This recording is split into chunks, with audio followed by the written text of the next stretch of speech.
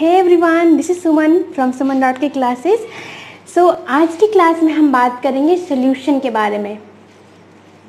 देखो, जैसा कि सोल्यूशन क्या है, solution is a type of mixture.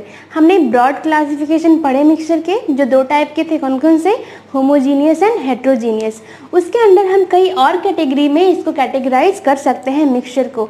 तो बेसिकली तीन कैटेगरी और डिवाइड किया है यहाँ पे, देखो, सोल्यूशन, सस्पेंशन एंड कोलाइड्स। ठीक है, सबसे पहले हम सोल्यूशंस के बारे में पढ़ेंगे, देन तीनों के बारे में इंडिविजुअली पढ़ेंगे। ठीक है, तो आज हम बात करेंगे सोल्यूशंस एंड इसकी प्रॉपर्टीज एंड इसके एग्जांपल्स को हम देखेंगे। ठीक है, तो सबसे पहले सोल्यूशन, इसको हम ट्रू सोल्यूशन भी बोलते हैं। क्या होता है solution? Solution is a homogeneous mixture of two और मोर सब्सटेंस। मीन्स ये क्या हो गया, होमोजेनियस मिक्सचर। हमने पहले भी पढ़ा था होमोजेनियस मिक्सचर क्या होता है। ठीक है, तो जो सोल्यूशन होता है वो एक होमोजेनियस मिक्सचर है टू और मोर सब्सटेंस, यानी कि दो या दो से अधिक सब्सटेंस का होमोजेनियस मिक्सचर को ही हम क्या कहते हैं, सोल्यूशन। इसका कई एग्जाम्पल हम देख रहे हैं, जैसे देखो लेमनेड, शुगर सोल्यूशन एक्सेट्रा। जैसे कि लेमनेड क्या होता है, हम क्या करते हैं, वाटर के अंदर लेमन ऐड करते हैं तो वो लेमनेड बनता है, राइट। तो इस तरह से होमोजीनियस ये क्यों हुआ, क्योंकि लेमनेड को अगर हम टेस्ट करते हैं तो थ्रू आउट क्या होता है, एक ही टेस्ट हमें मिलता है। हर जगह हमें क्या होगा, जो लेमनेड जैसा भी सबने नींबू पानी सबने पिया होगा, तो हर एक बूंद, हर एक ड्रॉप, हर एक घूंट में हमें सेम टेस्ट ही लगता है। इसलिए होमोजीनियस मिक्सचर होता है, क्योंकि इसके पार्टिकल्स ओवरऑल सेम ही होते हैं। ठीक है, नेक्स्ट है शुगर सोल्यूशन। इसके बारे में सभी जानते हैं, हमने स्टार्टिंग से ही इसका एग्जांपल दिया है आपको। शुगर सोल्यूशन का क्या करते हैं, इसके लिए हम वाटर के अंदर थोड़ा शुगर ऐड करते हैं और हमारा बन जाता है शुगर सोल्यूशन। ठीक है, तो इसका भी अगर हम टेस्ट करें तो जितना भी हमने शुगर सोल्यूशन बनाया है उस सारे सोल्यूशन का अगर आप टेस्ट करोगे तो सबका ये टेस्ट क्या होता है, थ्रू आउट सेम होता है, कहीं पर डिफरेंस नहीं होता। That's why it's called homogeneous solution. अब जैसे जनरली हम सोचते हैं कि सॉल्यूशंस मीन्स क्या, कि लिक्विड होगा, उसके अंदर या तो हम सॉलिड या फिर गैस को ऐसे हम ऐड करते हैं। मीन्स हमें लगता है कि सॉल्यूशन के लिए लिक्विड में किसी स्टेट ऑफ मैटर को ऐड करेंगे, बट ऐसा नहीं है। कई सारी पॉसिबिलिटीज़ हैं जिसके अंदर सॉलिड टू सॉलिड भी मिक्स हो सकता है, गैस टू गैस में मिक्स हो सकता है, लिक्विड टू लिक्विड मिक्स हो सकता है। ठीक है, तो इन सारे का एग्जांपल्स हम आगे देखेंगे और समझेंगे कि किस तरह से और पॉसिबिलिटीज़ हैं जिनमें मिक्सचर अवेलेबल होता है। ठीक है, तो सबसे पहले यहाँ पे देखो अलॉयज़। तो अलॉयज़ क्या होता है, इसके ये एग्जाम्पल है हमारा सॉलिड टू सॉलिड मिक्सचर के लिए। ठीक है, तो ये क्या होता है, basically alloys are mixture of two और मोर मेटल्स और नॉन मेटल्स। ठीक है, अलॉयज़ क्या होता है, मिक्सर होता है। ठीक है, दो या दो से अधिक मेटल या फिर मेटल के साथ आप नॉन मेटल को भी ऐड करेंगे तो वो हमारा अलॉय बनता है। इसका एक बेस्ट एग्जाम्पल क्या है, ब्रास। ब्रास के अंदर दो चीज़ें बेसिकली मिक्स होती हैं, कौन कौन सी, जिसके अंदर आप 70% कॉपर मिक्स होता है और 30% जिंक मिक्स होता है। इन दोनों के मिक्सचर से क्या बनता है, ब्रास। तो brass is example of alloy. और ये किस टाइप का सोल्यूशन, किस टाइप का मिक्सचर बना, सॉलिड टू सॉलिड मिक्सचर। आगे और भी एग्जांपल्स है हमारे पास जिसमें आपको क्लियर हो जाएगा कि किस तरह से और पॉसिबिलिटी, जिसमें gas to gas, solid to solid, solid to gas, हर तरह के मिक्सचर अवेलेबल है, पॉसिबल है। ठीक है, नेक्स्ट हम बात करते हैं सोल्यूशन। तो सोल्यूशन के अंदर मेनली टू कंपोनेंट होते हैं, जैसे सोल्यूशन हमारा बना होता है। कौन कौन सा होता है वो, सोल्यूट एंड सॉल्वेंट। ठीक है, बेसिकली दो कंपोनेंट होते हैं, सोल्यूट एंड सॉल्वेंट। तो सोल्यूट क्या होता है और सॉल्वेंट क्या होता है, इस बार हम देखते हैं। देखो, सोल्यूट क्या होगा, प्रेजेंट इन लेशर क्वांटिटी। जो भी सोल्यूशन, जो भी मिक्सचर हमारा बनता है उसके अंदर जो सोल्यूट होता है वो थोड़ी क्वांटिटी में प्रेजेंट होता है। जस्ट ऑपोजिट सॉल्वेंट जो होता है वो लार्जर अमाउंट में अवेलेबल होता है। इसका एक बेस्ट एग्जाम्पल जो हम जनरली आप डेली लाइफ में देखते हैं, और कई सारे एग्जांपल्स हम स्टार्टिंग से उस बारे में ड्राइव करते आ रहे हैं, उस बारे में पढ़ते आ रहे हैं। तो क्या सबसे बेस्ट एग्जांपल समझने के लिए क्या है, शुगर सोल्यूशन। अब देखो, शुगर सोल्यूशन में क्या होता है, एक ग्लास, जैसे एक ग्लास वाटर लेते हैं हम, तो क्या हम पूरा एक ग्लास उसमें शुगर ऐड करते हैं? नहीं। क्या करते हैं, थोड़ा 1 या फिर 2 टेबलस्पून उसमें शुगर को ऐड करते हैं, तभी हमारा शुगर सोल्यूशन बनके रेडी हो जाता है। तो देखो उसमें जो हमने शुगर ऐड किया वो उसकी क्वांटिटी कितनी थी, लेसर थी एज कंपेयर टू वाटर। तो क्या कहा हमने, सोल्यूट जो होता है present in laser quantity.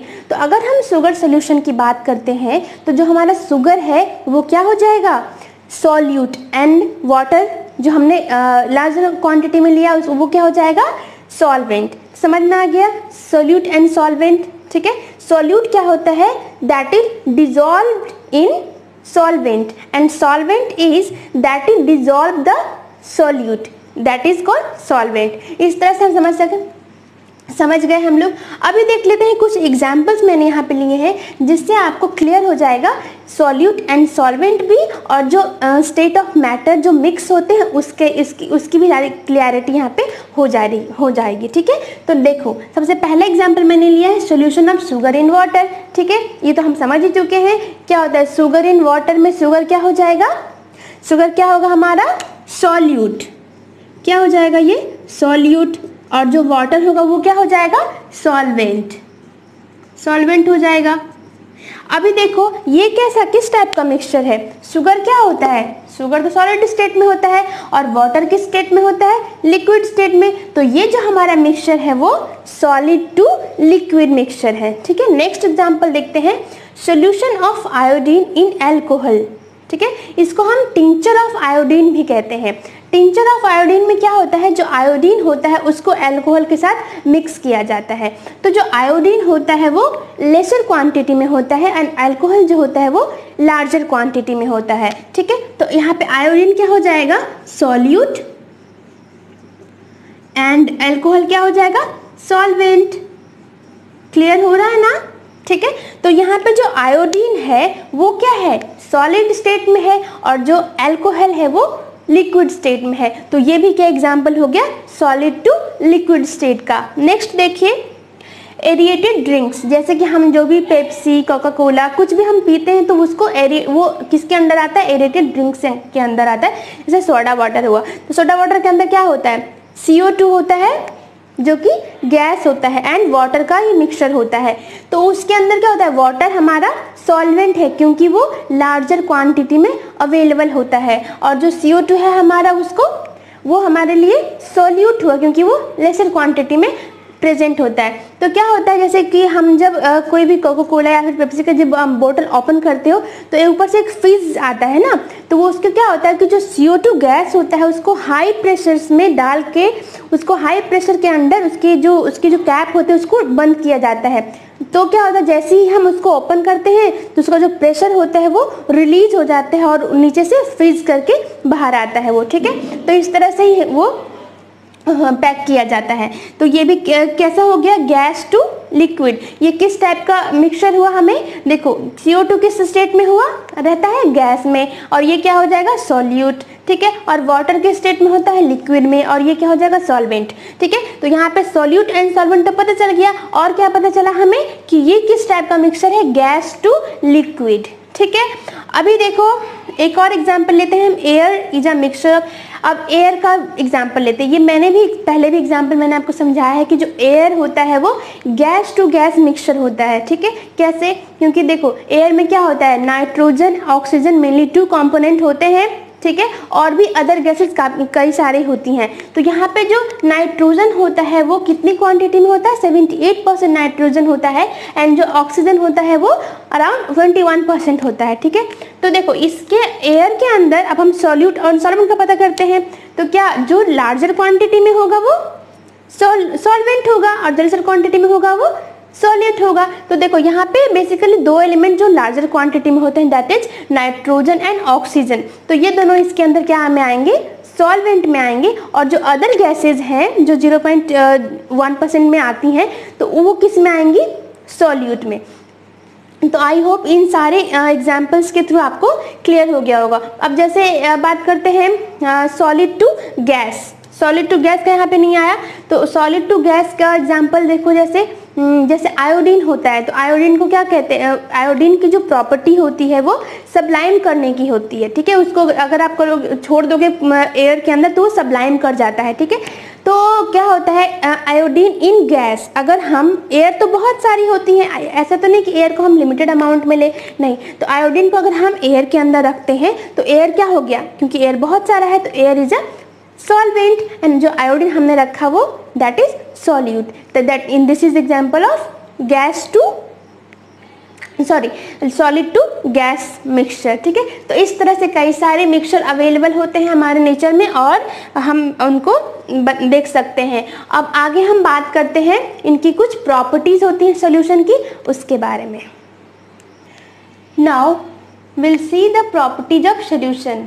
The first property is a solution is a homogeneous mixture।